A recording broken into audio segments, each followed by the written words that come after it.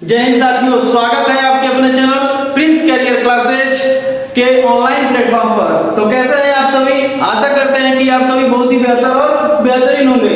मेरे साथियों, आप लोगों के बीच मैं प्रस्तुत करने वाला हूं सामान्य हिंदी। क्योंकि ज्यादातर जो स्टूडेंट्स होते हैं वो ये जानते हैं कि हिंदी ही पूछी जाती है, लेकिन नहीं, प्रतियोगी परीक्षाओं में क्या होता है कि वो सामान्य हिंदी पूछा जाता है। जो नोटिफिकेशन आता है किसी भी भर्ती में, आप लोग देखिएगा ये सामान्य लगा रहता है, ठीक है ना। ये आपका मैट्रिक्स या फिर इंटरमीडिएट का जो हिंदी होता है वो नहीं होता है, ये सामान्य हिंदी होता है, जो आपके समानता बोलचाल के भाषा में या फिर क्लास 6, 7, 8, 9, 10, 11 तक कुछ भी मतलब वो पूछ सकता है, ठीक है ना। तो ये जो आप लोगों के बीच क्लास है वो केवल और केवल UP police, UP jail warden, UP लेखपाल या फिर यूपी टेट, सी टेट, जो भी मतलब राज्य की भर्तियां आती हैं या फिर केंद्र से जिसमें कि हिंदी सेक्शन में वर्णमाला दिया होता है, उसके लिए बहुत ही जबरदस्त ये टॉपिक है और इसमें क्वेश्चनों का भरमार रहता है। यानी कि एग्जामिनर जो होता है इस वर्णमाला के इस टॉपिक को बहुत ही बढ़िया तरीके से और घुमा के क्वेश्चन को पूछने का काम करता है। तो हम लोग भी ऐसे इसको समझेंगे कि चाहे एग्जामिनर कितना भी क्वेश्चन को क्यों ना घुमाए, हम लोग अपना आंसर बेहतर तरीके से एग्जाम हॉल में निकाल सकते हैं। तो ये जो वर्णमाला है, ये वर्णमाला आखिर वर्णमाला में होता क्या है? और सबसे पहले किसी भी चैप्टर को पढ़ने के लिए उसका जो पहला टॉपिक दिया होता है ना वर्णमाला, उसके बारे में पहले आपको समझना होता है। और मैं आज से और अभी से आप लोगों के बीच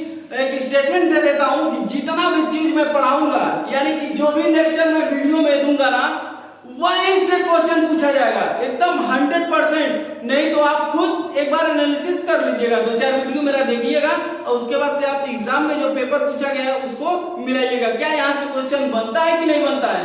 अगर नहीं बनता होगा तो फिर कोई दिक्कत नहीं है। चलिए वर्णमाला हम लोग शुरू करते हैं। तो वर्णमाला का मतलब ये होता है कि वर्ण का माला, यानी कि जो माला का मतलब ये होता है समूह, ठीक है ना, यानी कि वर्णों का समूह। लेकिन ये बताइए, ये थोड़ी ना कि केवल समूह। अब जैसे देखिए को है, ठीक, और यहाँ पर को दे दिया और यहाँ पर छ दे दिया, तो आप कहेंगे कि ये वर्णमाला का क्या है?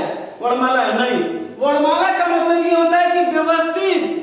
ये क्वेश्चन बनता है कि वर्णमाला किसे कहते हैं? तो वर्णों के व्यवस्थित समूह को, और देगा इसी में शब्दों के व्यवस्थित समूह को। तो शब्द के व्यवस्थित तो होगा नहीं, क्या होगा? वर्ण होगा केवल, और वो भी कैसे? क, ख, ग, घ, अंग, च, छ, ज, ज, ऐसे, इसी को क्या बोलते हैं? वर्णमाला।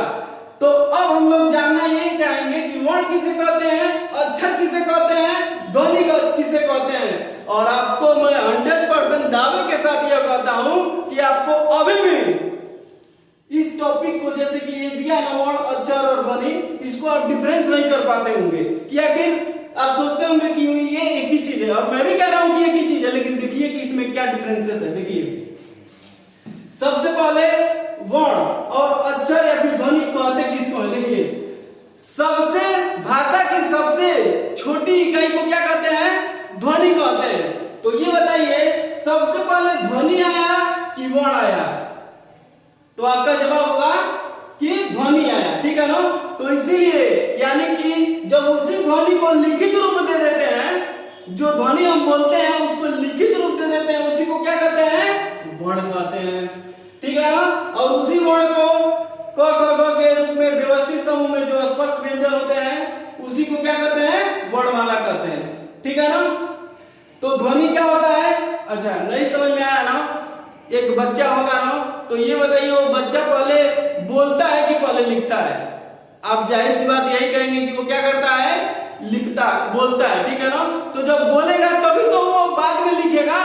तो सबसे पहले क्या है? ध्वनि, और ध्वनि को ही जब हमने लिख दिया तो क्या हो गया? वर्ण। और देखिए, और वर्ण कभी भी क्या होता है? अक्षर का मतलब ये होता है अ, धन, छ, ठीक है ना।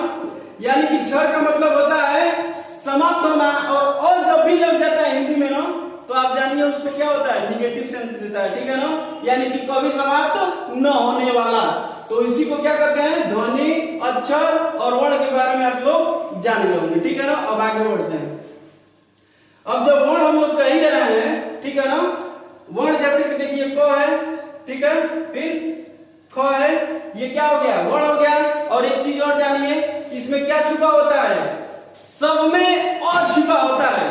सब में क्या छुपा होता है, अ छुपा होता है। बोलिए ना को, लास्ट में आ रहा है ना, बोलिए ना ख।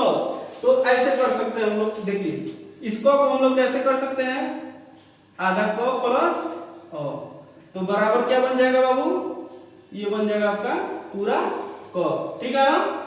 तो अब देखिए वर्ण, अब वर्ण को बांटा गया है कितने भागों में, 3 भागों में है भैया, 3 भागों में। देखिए तो पहला है आपका स्वर, दूसरा है आपका व्यंजन और तीसरा है आपका अयोग वार। ये बताइए तीन को ना भाग होगा जी, हाँ 3 भाग होगा ना। देखिए पूरा का पूरा जो वर्ण है, जिस प्रकार से इंग्लिश में 26 क्या होते हैं ना वर्ण, अल्फाबेट्स जिसको बोलते हैं, उसी तरीके से आपके हिंदी में भी कुल वर्णों की संख्या कितनी है, 52 है, ठीक है ना। लेकिन जब हम लोग फारसी का या फिर उर्दू का कुछ वर्णों को जोड़ लेते हैं तो कोई 56, 57, 58 भी आप लोग कह सकते हैं। लेकिन जो नियमतः पेपर में क्वेश्चन पूछता है तो उसको यही जानना होता है कि आप 52 आंसर कर रहे हैं कि नहीं, यानी कि कुल वर्णों की संख्या कितनी होती है, 52 होती है। बात समझ में आ गई ना। अब देखिए यह है आपका स्वर, व्यंजन और अयोगवार। तो सबसे पहले हम लोग वर्ण को, जो वर्ण के अंतर्गत स्वर आता है, इसको जानते हैं। देखिए स्वर जो होता है ना, स्वतंत्र रूप से होता है, ठीक है ना। जिस प्रकार से अब देखिए कोई पिता है और उसका एक क्या है, बच्चा है, तो पिता अपने आप में क्या है, स्वतंत्र है, लेकिन बच्चा अपने आप में स्वतंत्र नहीं है। तो ये समझिए क्या है, ये पिता है और उसी का बच्चा कौन है, उसी का बच्चा है व्यंजन। तो व्यंजन क्या है, स्वतंत्र नहीं होता है, यानी कि स्वरों से, देखिए इसको स्वतंत्र रूप से बोला जाएगा, ये किसी की सहायता नहीं लेगा, लेकिन ये व्यंजन क्या करेगा, स्वर की सहायता से बोला।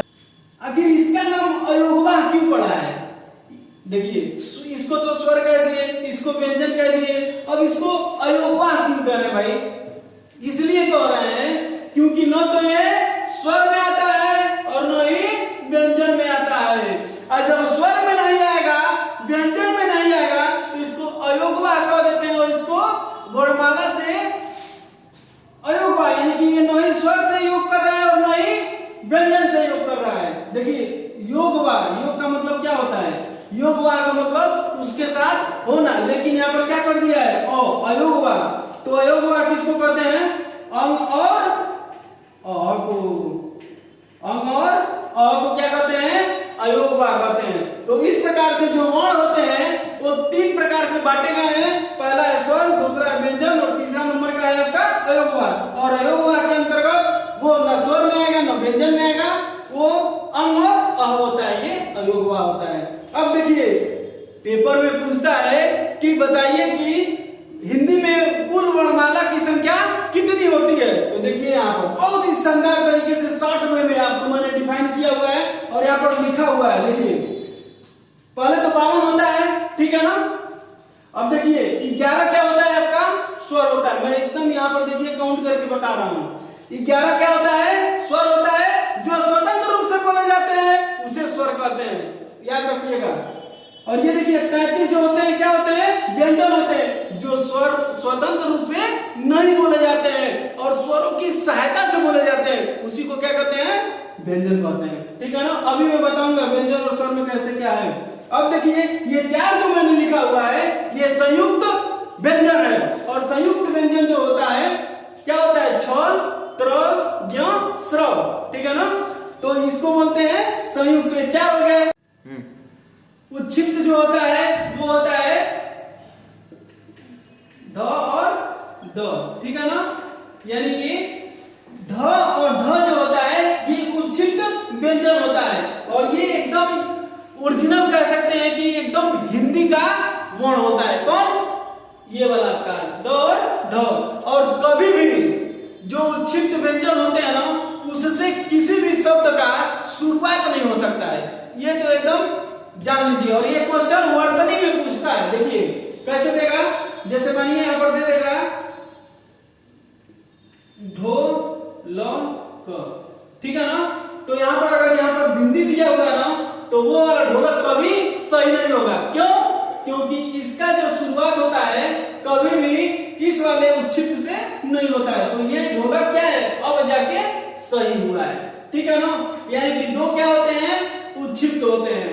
अब देखिए अयोगवार जो होता है, अभी बताया हूं कि स्वर व्यंजन उसके बाद से अयोगवार, तो अयोगवार का भी संख्या कितना होता है, 2 होता है, अंग और अंग को क्या बोलते हैं, अनुस्वार भी बोलते हैं, ठीक है ना। और ये अह को क्या बोलते हैं, विसर्ग बोलते हैं, ठीक है ना। और इसी में ह छिपा होता है अह, ठीक है ना।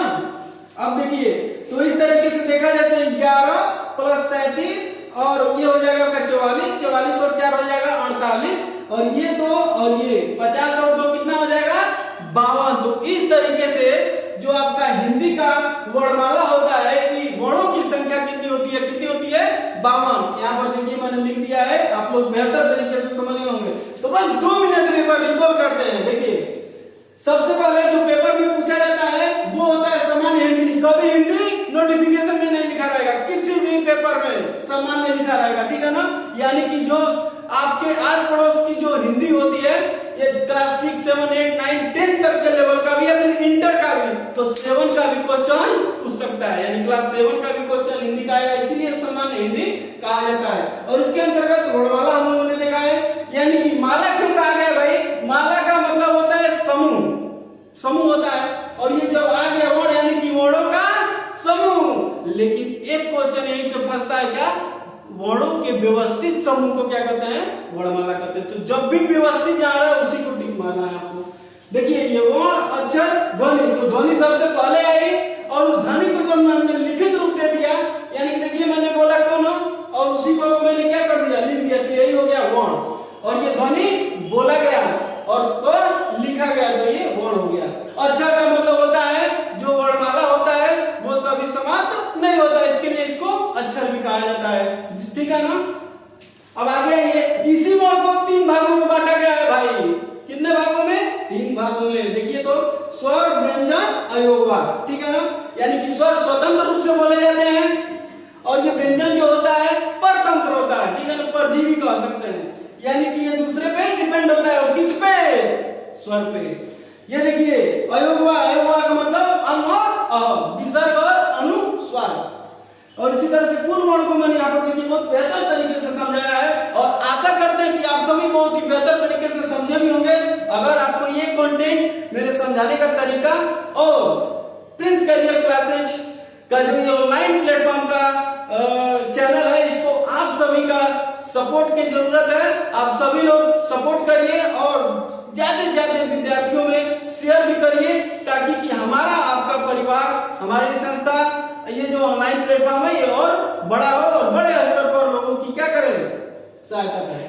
चलिए तो आज के लिए बस इतना ही, धन्यवाद, जय हिंद।